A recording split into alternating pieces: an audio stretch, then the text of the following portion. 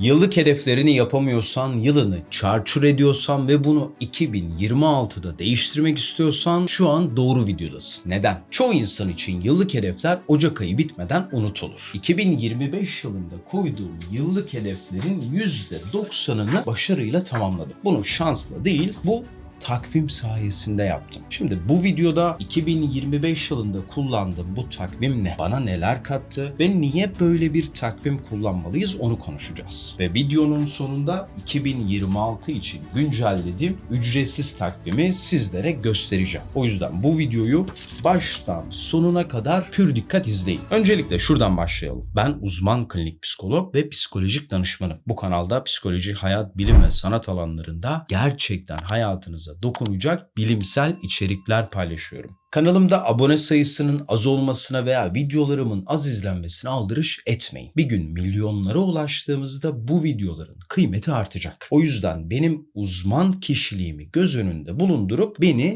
can kulağıyla şimdi dinleyin. Ve bu videoya ayıracağınız 10 dakikalık bir süre size hiçbir şey kaybettirmez. Ancak videonun sonuna gelirseniz inanın çok şey kazanacaksınız. Şimdi ben bu takvimi sizinle bir yıl önce paylaştım, videoda vermiştim. Ve o videonun sonunda ne diyorum bir hatırlayalım. Ben bu soruyu bir sene sonra tekrar soracağım. O yüzden harekete geçip kendiniz için bir şey yapın.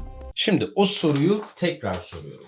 2025 yılını ne kadar verimli geçirdin? Şimdi kendimizi kandırmaya gerek yok. Çalışmadıysanız çalışmadım deyin. Bir şeyler yaptıysanız, karaladıysanız olduğu kadar deyin. Veya her gün disiplinli bir şekilde ilerlediyseniz hakkınızı verin. Aslında şu an hangi cevabı verdiğinizin bir önemi yok. Çünkü 2025 bitti. 2026 o da bitecek. 30, 40, 50 onlar da bitecek. Bir ömür sanıldığı kadar uzun değil ve zamanın hiç şakası yok. O yüzden artık geriye değil önümüze bakma zamanı. Zaman hedefler belirleyip kendimizi inşa etme zamanı. Şimdi takvimden başlayalım. Geçen sene size yıllık hedefler takvimini ücretsiz olarak vermiştim. Şunu özellikle vurgulamak istiyorum. Bu takvim rastgele hazırlanmadı. Bilimsel bir araştırma temel alındı. İlk videoyu izleyenler hatırlayacaktır. 5 grubun yer aldığı bir çalışma vardı ve bu çalışmada 5. grubun başarı puanı 1. grubun neredeyse 2 katıydı. Çünkü bu kişiler hedef koymuşlardı. Hedeflerini yazmışlardı, adım adım planlamışlardı, belirli aralıklarla değerlendirme yapmışlardı ve en önemlisi sürekli ilerlemişlerdi. İşte bu takvimin merkezinde yer alan dikkat edilecekler kısmı tam olarak o grubun yaptığı tüm adımları içeriyor. Ve ben ilk videoda bunların hepsini tek tek açıklamıştım. Neden somut adımlar olmalı? Neden haftalık program yapmalıyız? Neden çalışmalarımızı sabah, akşam, haftalık ve aylık olarak değerlendirmeliyiz? Neden 6 ay sonra revizyon yapmalıyız? Ve neden ayın bir günü kendimizi ödüllendirmeliyiz? Hepsi ilk videoda detaylı bir şekilde var. Bu videoyu izledikten sonra açıklamalar kısmından da o videoya tıklayıp onu da izleyin. Çünkü o videoyu izlediğinizde bu takvimin mantığını daha iyi anlayacaksınız. Çünkü bu takvim her güne birer tik koyarak ilerlediğiniz bir takvim değil. Ama bu takvimi asıl vizyoner kılan kısım ne biliyor musunuz? Bir insanı gerçekten çok yönlü geliştirebilecek 4 farklı kategoride hedefler koymamızı sağlaması. Peki anlatıyorum da benim yılım nasıl geçti? Cidden bu takvimi kullanmak bana yardımcı oldu mu? Öncelikle kendime 4 farklı alanda hedefler belirledim. Bu hedefler rastgele seçilen hedefler değildi. İlk videoda bahsettiğim gibi bu hedeflerin genel hayat hedefimle uyumlu olmasına özellikle dikkat ettim. Ardından bu hedefler için somut adımlar belirledim ve kısa ve uzun vadeli hedefler arasında kendi içinde bir denge kurdum. Sonra haftalık programlar yaptım. Hangi gün işteyim, hangi gün izinliyim, hangi hedefime ne kadar zaman ayırabilirim? Hepsini önem sırasına göre planladım. Sabahları günümü planladım, akşamları ise günümün nasıl geçtiğini değerlendirdim. Bunu 365 gün boyunca yaptım. Her pazar haftalık değerlendirme yaptım. Her ayın sonunda aylık genel değerlendirme yaptım. Ve 6 ay sonra 29 Haziran 2025'te bazı hedefleri revize ederek yolumu netleştirdim. Ayrıca her ay kendime küçük ama anlamlı ödüller verdim. Sonuç olarak 2025 yılını tüm kategorilerde 1 ile 10 arasında ortalama 7 başarı puanıyla tamamladım. Ama asıl mesele bu puan değil. Asıl mesele ne biliyor musunuz? Yıl boyunca bırakmadan devam etmemdi. Yıllık hedeflere başladığınızda genelde ne olur biliyor musunuz? İlk ay inanılmaz motive olursunuz. Çok sağlam çalışırsınız. Ama sonra motivasyon alır başını gider. Hani bu çok yabancı bir hikaye değil arkadaşlar. Hepimizin başına geliyor. Benim grafiğimde bir şey dikkatinizi çekiyor mu? Yüksek motivasyonla başlamışım. Sonra düşmüşüm.